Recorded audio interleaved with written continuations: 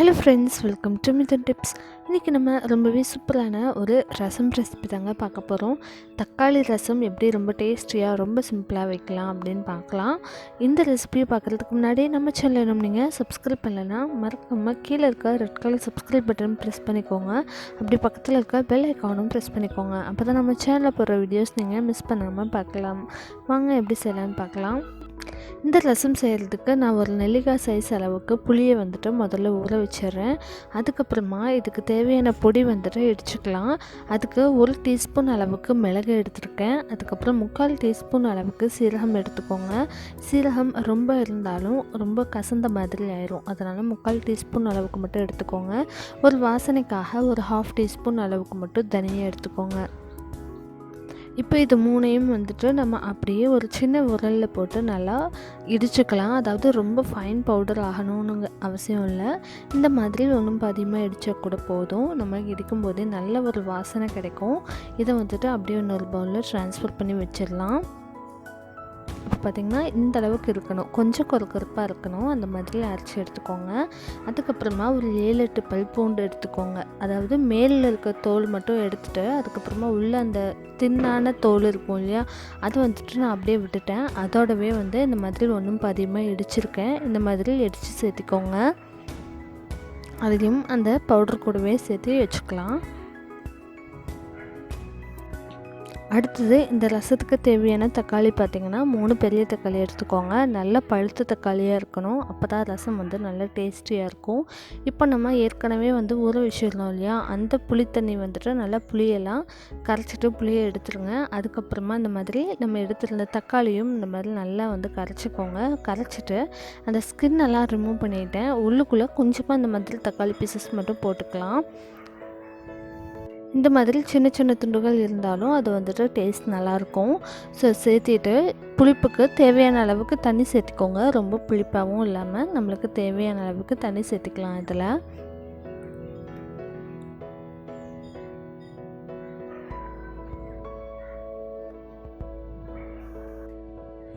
தக்காளி முக்கியமாக பழுத்த தக்காளியாக இருந்தால் மட்டும்தான் உங்களுக்கு அந்த தக்காளி ரசத்தோட அந்த மணமும் நல்ல ஒரு சுவையும் கிடைக்கும். இப்போது இது கூட நம்ம அந்த பவுட்ரு பண்ணி வச்சுருக்க மசாலாவும் சேர்த்துக்கலாம். அது கூட நம்ம இடித்து வச்சுருக்கிற பூண்டும் இது கூடவே சேர்த்து மிக்ஸ் பண்ணிக்கலாம். அதுக்கப்புறமா ஒரு 2 கொத்து கருவேப்பிலையை இந்த மாதிரி சின்ன சின்னதாக கிள்ளி சேர்த்திக்கோங்க. அப்போ தான் அதோட ஃப்ளேவர் நல்லா அந்த ரசத்துக்குள்ளே இறங்கும். அதே போல் கொத்தமல்லி இலையும் சின்ன சின்னதாக கிள்ளி இந்த மாதிரி சேர்த்துக்கலாம். இது கூட தேவையான அளவுக்கு உப்பு, கல்லுப்பு சேர்த்துக்கலாம். கல்லுப்பு சேர்த்தும் போது நல்லா உரப்பாக இருக்கும்.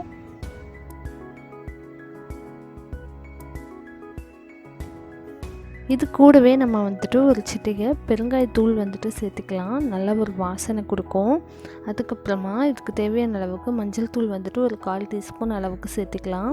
இப்போ இது எல்லாத்தையுமே நல்லா மிக்ஸ் பண்ணி விட்டுக்கோங்க. நம்ம அடுப்பில் வச்சு கொதிக்க வைக்கிறதுக்கு முன்னாடியே இந்த ரசத்தில் நம்ம தேவையான இன்க்ரீடியன்ட்ஸ் எல்லாத்தையுமே சேர்த்துட்டு நல்லா அந்த மாதிரி ஒரு தடவை கலந்து விட்டுக்கோங்க. அதுக்கப்புறமா அடுப்பில் ஒரு வாணலி வச்சு தேவையான அளவுக்கு தேங்காய் எண்ணெய் விட்டுக்கலாம். ரசம் தேங்காய் எண்ணெயில் செய்யும்போது அதோட டேஸ்ட்டே ஒரு மாதிரி நல்லாயிருக்கும். அண்ட் அதோட மணமும் பார்த்திங்கன்னா ரொம்பவே சூப்பராக இருக்கும். இப்போது எண்ணெய் நல்லா காஞ்சதுக்கப்புறமா 1 டீஸ்பூன் கடுகு சேர்த்திக்கோங்க. அதுக்கப்புறமா 1/4 டீஸ்பூனுக்கும் குறைவாகவே கொஞ்சமாக நான் வெந்தயம் எடுத்திருக்கேன். அதுவும் சேர்த்துட்டு நல்லா இதுலேருந்து பொரிஞ்சதுக்கப்புறமா ஒரு 3-4 சின்ன வெங்காயத்தை இந்த மாதிரி நீட்டு வாக்கில் கட் பண்ணி சேர்த்திக்கோங்க. அது கூட ஒரு கொத்து கருவேப்பிலை, 2 காஞ்ச மிளகாய், 1 பச்சை மிளகாய் சேர்த்திருக்கேன். பச்சை மிளகாய் சேர்த்தும் போதும் இந்த ரசம் நல்லாயிருக்கும். நல்ல ஒரு வாசனையும் சுவையும் கொடுக்கும்.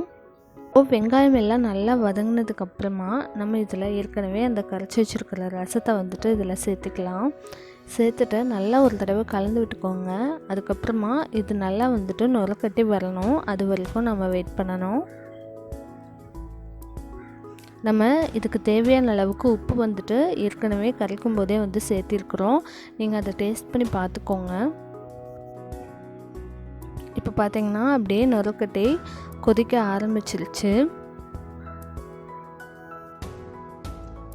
நல்லா இந்த மாதிரி கொதித்து வரும்போது நம்ம இதில் கொஞ்சமாக இடித்த கருவேப்பிலையை சேர்த்துக்கலாம். ஒன்றும் பாதியமாக இடித்து வச்சுருக்கிற கருவேப்பிலை கொஞ்சமாக சேர்த்துக்கிறேன். அதாவது 2 கொத்து அளவுக்கு இடித்து அப்படியே சேர்த்துக்கலாம். அதே மாதிரி கொஞ்சமாக மல்லித்தலையும் ஃபைனலாக கொஞ்சம் கிள்ளி போட்டுக்கலாம். அப்படி சேர்த்தும் போது இதோட வாசனை இன்னுமே நல்லாயிருக்கும். கருவேப்பிலையும் மல்லித்தலையும் தான் பார்த்திங்கன்னா அந்த ரசத்துக்கு நல்ல ஒரு வாசனை கொடுக்கும். நல்லா இந்த மாதிரி 1 நிமிஷத்துக்கும் குறைவாகவே கொதிக்க வச்சா போதும். நல்லா கொதித்து வரும்போதே அந்த ரசத்தோட வாசனையே அவ்வளோ நல்லாயிருக்கும். அதுவும் அந்த தக்காளி நல்லா பழுத்த தக்காளியை சேர்க்கும்போது அந்த தக்காளியோட வாசனையே ரொம்பவே நல்லாயிருக்கும். நல்லா இந்த மாதிரி கொதிச்சுட்ருக்கும்போதே ஒரு தடவை டேஸ்ட் பண்ணி பார்த்திங்கன்னா அவ்வளோ நல்லாயிருக்கும். அவ்வளோதான், நம்ம அடுப்பை ஆஃப் பண்ணிடலாம். 1 நிமிஷம் மட்டும் கொதிச்சா கூட போதும், நம்ம அடுப்பை ஆஃப் பண்ணிடலாம். ரொம்ப கொதிக்க விட்டோம் அப்படின்னா அந்த கசப்புத்தன்மை வந்துடும். அதனால் ரொம்ப நேரம் கொதிக்க வைக்கக்கூடாது. 1 நிமிஷம் அல்லது அதுக்கு குறைவாகவே நம்ம கொதிக்க வச்சு அடுப்புலேருந்து இதை இறக்கிடலாம்.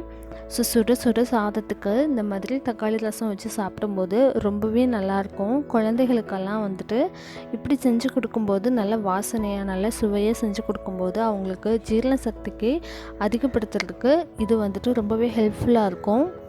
ஸோ இந்த சுலபமான தக்காளி ரசம் நீங்களும் உங்கள் வீட்டில் செஞ்சு பாருங்கள்.